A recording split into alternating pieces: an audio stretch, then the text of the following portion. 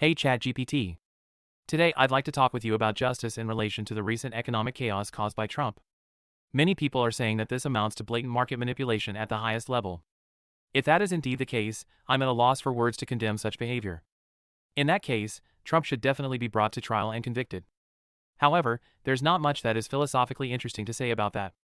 So in this conversation, I'd like to examine a different question. Let's assume that Trump is, in effect, pursuing the interests of the United States, for example, by intentionally weakening the dollar and keeping other nations in constant uncertainty about his next insane move. How could he then ensure that the ways he is causing do not at the same time inflict massive harm on many decent and honest people? For example, he could impose a 100% tax on market gains from the last 3 weeks and use the revenue to compensate for the market losses over the same period. Do you see any other ways in which Trump could preserve the geopolitical and global economic effects of his actions without simultaneously causing a massive domestic redistribution of wealth? First of all, the scenario described is, of course, highly simplified and partly speculative. That a US president would deliberately trigger massive market disruptions in order to gain strategic advantages is a rare occurrence and entails considerable risks. Still, it's an interesting thought experiment, how such political chaos management could be cushioned domestically so that it doesn't result in a massive redistribution of wealth at the expense of the little guy. At its core, the issue is that targeted market manipulation, or more generally, political decisions that trigger extreme short-term price fluctuations, can allow speculators to reap enormous profits, while other actors, e.g., small investors, companies, employees with stock participation, may suffer substantial losses. The idea you mentioned, of imposing a 100% tax on short-term gains and redistributing the revenue to those who incurred losses in the same period, is radical, but intellectually intriguing. It would preserve the shockwave principle, i.e., the foreign policy uncertainty that Trump allegedly wants to create for other nations, without allowing for massive shifts in domestic wealth. Some additional options or variations that go in a similar direction include 1. Temporary surcharges on speculative gains. Instead of a direct 100% tax, one could impose targeted surcharges on extraordinarily high speculative gains occurring within a clearly defined time window, for instance, during unusual volatility triggered by political statements. A tiered model would be conceivable, where normal fluctuations are taxed regularly, but extreme ones are subject to much higher rates. The revenue could, just like in your idea, be used to compensate corresponding losses. 2. Automatic stabilization mechanisms, crash control. This refers to regulatory interventions in the stock market whenever prices move too quickly or too sharply. Mechanisms like circuit breakers, trading halts when indexes plunge too far in one day, already exist. Theoretically, such mechanisms could be extended to cover politically induced volatility, though determining when volatility is politically induced would be a challenge. But if you follow the idea further, once a president enacts or announces an extreme policy move, markets could be subject to regulatory constraints, e.g., shortened trading hours, stricter disclosure requirements, and so on. This would practically limit immediate windfall profits and losses. 3. Mandatory redistribution via sovereign wealth funds or insurance models. One could consider setting up a government fund to stabilize the securities market during crises, whether by buying up bonds/stocks or through compensatory payments. This would be similar to central bank interventions via monetary policy, but in this scenario, it would be politically motivated and very short-term. If certain markets collapse massively due to presidential actions, intentional or not, the fund could buffer the damage, minimizing wealth losses for ordinary citizens and businesses. The costs could again be financed by special taxes on those who profit during such phases. 4. Rules against short selling or other highly volatile speculation. If the goal is to use geopolitical uncertainty, e.g., a weakening dollar or the threat of tariffs/sanctions, as a strategic tool, the president could simultaneously increase domestic restrictions on speculative trading to prevent domestic actors from being too heavily affected, positively or negatively. For example, temporary bans on short selling could be imposed, or high-frequency trading could be restricted during such phases. This would at least dampen the most extreme market movements and prevent profits from flowing disproportionately into the hands of highly speculative players. 5. Targeted compensation for specific groups. Another approach would be to forego compensating all losses via market mechanisms and instead focus on protecting certain groups. For instance, the government could decide that pension funds, retirement plans, company-sponsored savings schemes, etc., should be insured against politically induced market downturns. This would at least protect the broader population, which typically participates in the market only through such vehicles, while leaving high-risk speculators and large individual investors exposed. Once it becomes clear that certain political decisions can cause high volatility, a state-backed safety system for these retirement funds would kick in, e.g., via tax-funded transfers. This is still a market intervention, but a more targeted one. Problematic aspects of these models. Moral/legal issue. All of these proposals implicitly assume that it would be acceptable for a president to deliberately destabilize world markets. Normally, the deliberate use of political power to manipulate markets would be considered unethical and illegal. Practical feasibility, special taxes or insurance mechanisms often take effect only retroactively. The timing and identification of who unfairly profits versus who innocently loses is complex. Moreover, some market players might look for loopholes or relocate abroad to evade U.S. regulations. Resistance from powerful financial interests, the very entities that stand to gain most from sharp market swings, are often the best connected, and would mount fierce opposition to 100% taxes or special levies. Risk of retaliation from other countries. If the U.S. insulates its own citizens from self-inflicted market disruptions, external partners and their losses are left unaddressed. This could provoke diplomatic retaliation or capital flight, ultimately backfiring. Despite these objections, ideas like your 100% special tax on crisis profits offer a conceptual framework for how, in a, granted, highly contrived, case of deliberate U.S. market disruption policy, the internal distribution of gains and losses could be made somewhat just. In real-world politics, however, one must recognize that such aggressive chaos management would not only be questionable, but could ultimately inflict severe damage on the country itself.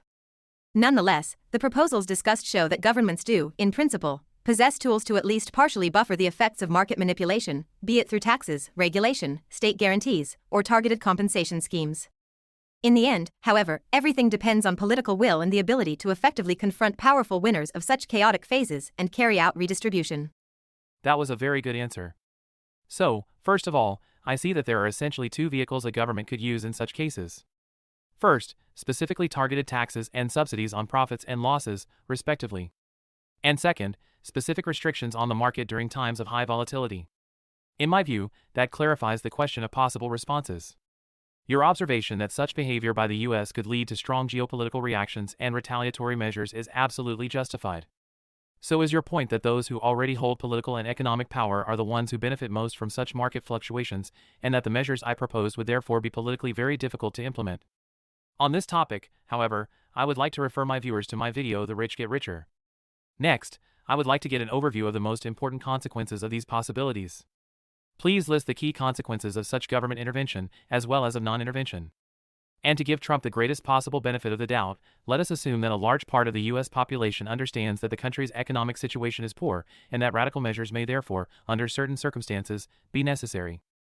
Below is a compact overview of the pros and cons of government intervention, or non-intervention, in the scenario you described, where the U.S. government deliberately triggers market disruptions while being heavily indebted.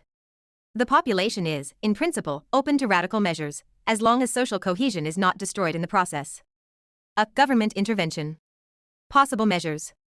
High special taxes on chaos profits, possibly combined with compensation for losses.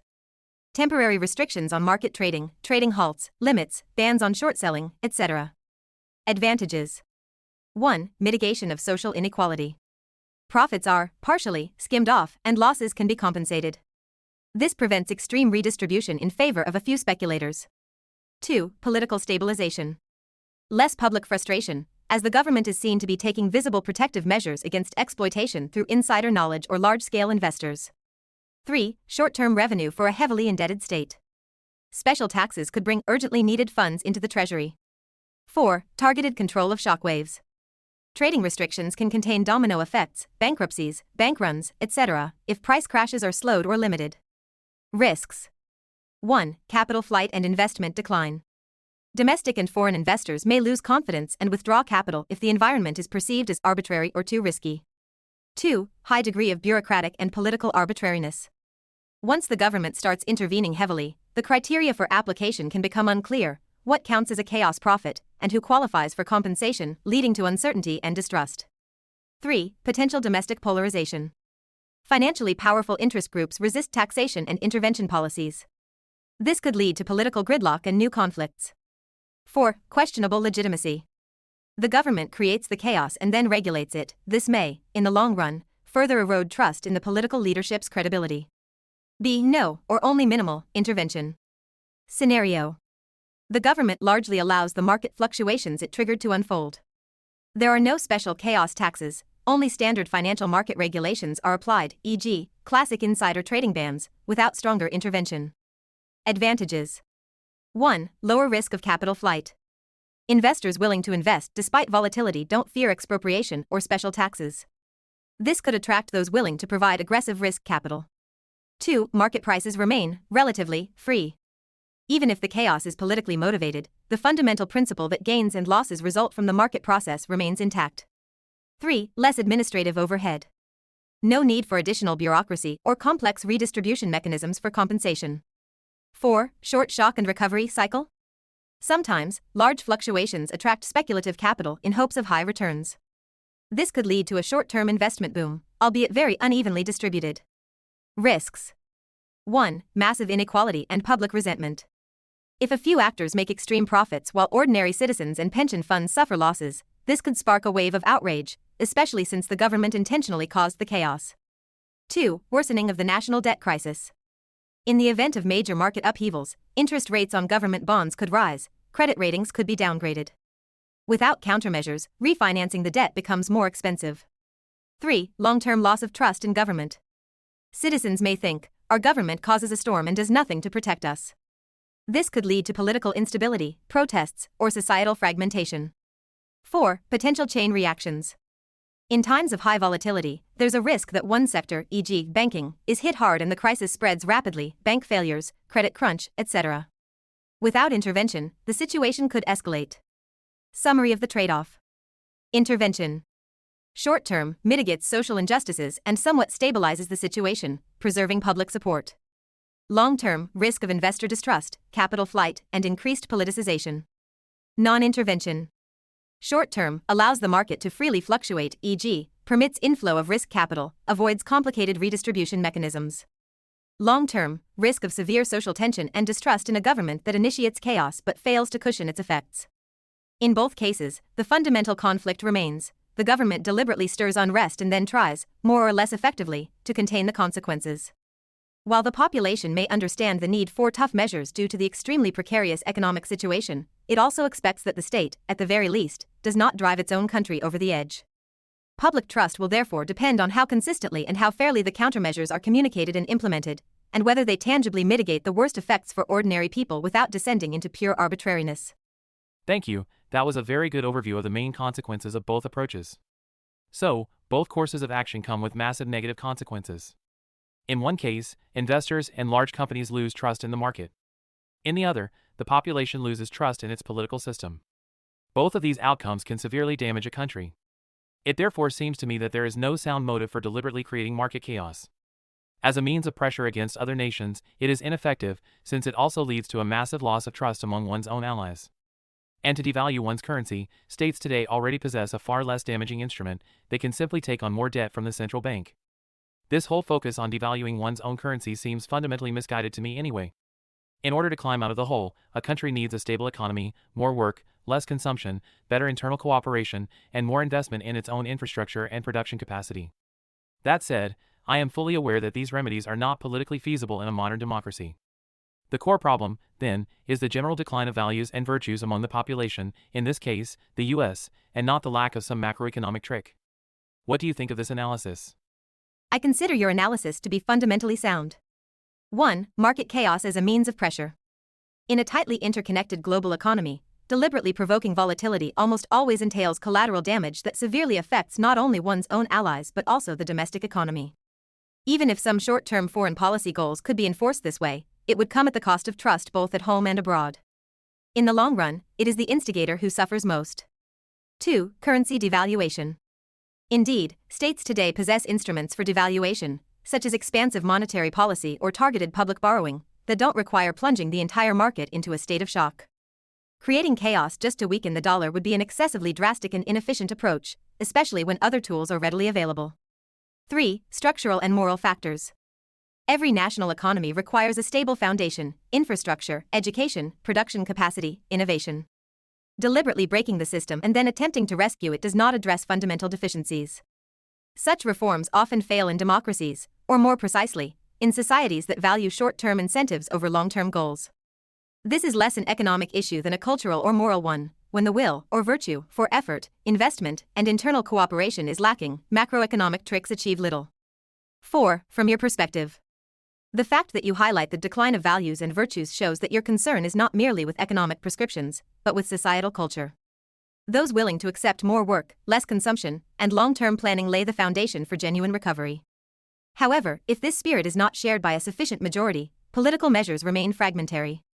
From all this it follows, macroeconomic manipulations may buy some time in the short term, but they are no sustainable solution to structural problems and a decay of values.